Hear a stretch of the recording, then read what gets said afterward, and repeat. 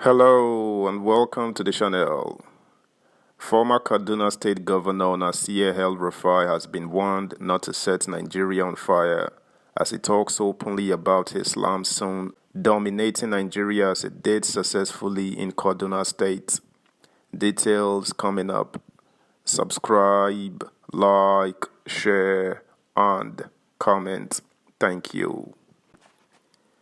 Don't set Nigeria on fire. APC shifting tells El-Rufai. A shifting of the All Progressives Congress in Plateau State, Samuel Kwamko, on Sunday cautioned former governor of Kaduna State, Nasir El-Rufai, not to set Nigeria on fire with his utterances. Kwanko, who is a former national director of the Christian Association of Nigeria, stated this at a press conference in Jos on Sunday.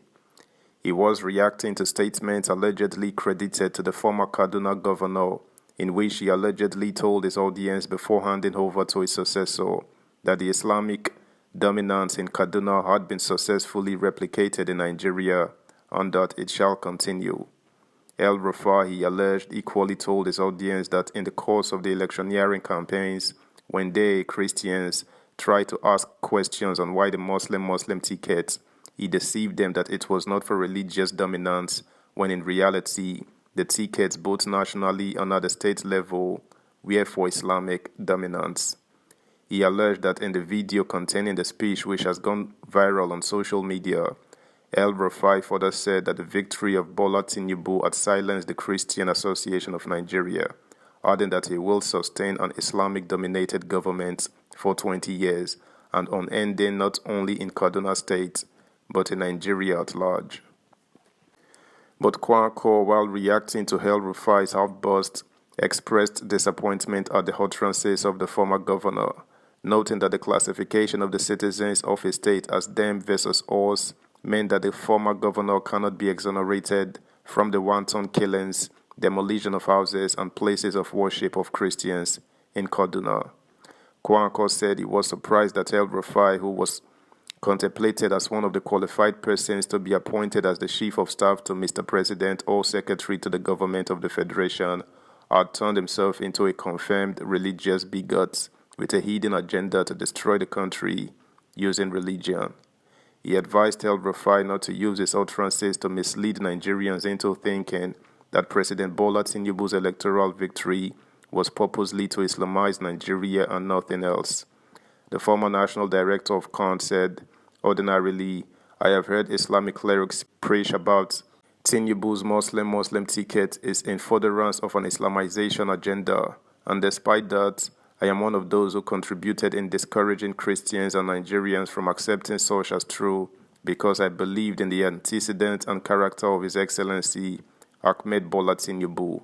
But hearing from a political leader like El-Rufai, a close associate of Tinubu and Shetima, an active participant in the campaign who was contemplated as one of the qualified persons to be appointed as the Chief of Staff to Mr. President or Secretary to the Government of the Federation, confirmed that there is a hidden agenda to be mindful of. In the said address, Malam Nasir El-Rufai spoke like one of the religious bigots that have been walking on the ground to set the nation on fire. Amongst his ill-motivated statements, which I can only paraphrase for now, El-Rufai confirmed that he is a leader of the Islamic Rist group operating in the Sambisa forest, albeit disguising himself as a governor in a complex nation like Nigeria. Firstly, El-Rufai in his speech wondered why he should give them a deputy governor when most of them cannot vote for his party. That he calculated and discovered we can win an election without them, hence why give them a deputy? From El-Rufai's classification of the citizens of a state as them versus us, one needs no angel to tell you that he cannot be exonerated from the wanton killings, demolition of houses and places of worship of Christians in Kaduna. Secondly, Malam El-Rufai went further to state that Islamic dominance of government in Nigeria will bring peace, justice and fair play. He assured the gathering that he will sustain an Islamic-dominated government for 20 years and unending. This outburst reiterates his extreme fanaticism and displays his ignorance of what constitutes justice, equity, and fair play. Discrimination, ethnic profiling, and all genocidal attempts to consume a race or religion constitute injustice and are recipes for anarchy and crisis.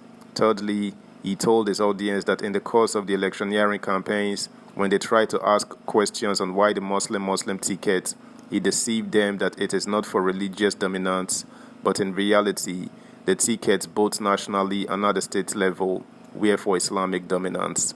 He boasted that the Islamic dominance in Kaduna has been successfully replicated in Nigeria, and it shall continue. He said further that the victory of Asiwaju has silenced the Christian Association of Nigeria. The question is it only Muslims that voted for Asiwaju? Who voted for Atiku and Peter Obi? I guess it was only Christians. How could a sitting governor, former minister of the Federal Republic, and a potential key government appointee be this callous and insensitive? I recall in one of my visits to a friend in Kaduna, he expressed his views about Malam El-Rufai's involvement in the killings in Kaduna, and I kept arguing that he should be given the benefit of the doubt. But watching El-Rufai address the Muslim Ummah, I have no doubt in my mind that Malam Nasir El-Rufai is one of those behind the unending religious crisis and insecurity in Nigeria. Subscribe, like, share, comment, and please turn the notification bell on. Thank you. Continuing, the former Khan official added, for the record, Christianity does not practice deception as a principle or mode of operation. The Holy Bible admonishes Christians to say the truth at all times. Christians are also taught unconditional love regardless of religion, region, and background. In the Christian faith, the Holy Book frowns against religious discrimination and dominance. The definition of justice, equity, and fairness is hinged on providing platforms for the involvement of all regardless of their population, religion, and tribe. We also believe that God is the giver of life and power. He gives to whoever he wishes and takes it at the time he so wishes. Hence, boasting of any sort is an open challenge to God's sovereignty. Being a member of the Nigeria Interreligious Council, NIREC, I have closely interfaced with respected Islamic leaders of high repute and found out that there are Muslim leaders unlike Malam El-Rufai who are deeply concerned about the peace, development, and growth of Nigeria without pretense. Truly speaking, El-Rufai is a setback to the peace process that NIREC has been battling with in the midst of religious upheavals. Malam Nasir El-Rufai has exhibited blatant misuse of the trust that God gave him and confirmed that he is an extremist who has largely contributed to the pains of the very people he took an oath to protect in the guise of working for his religion. That's the news, guys. Thanks for listening. Until next time, bye.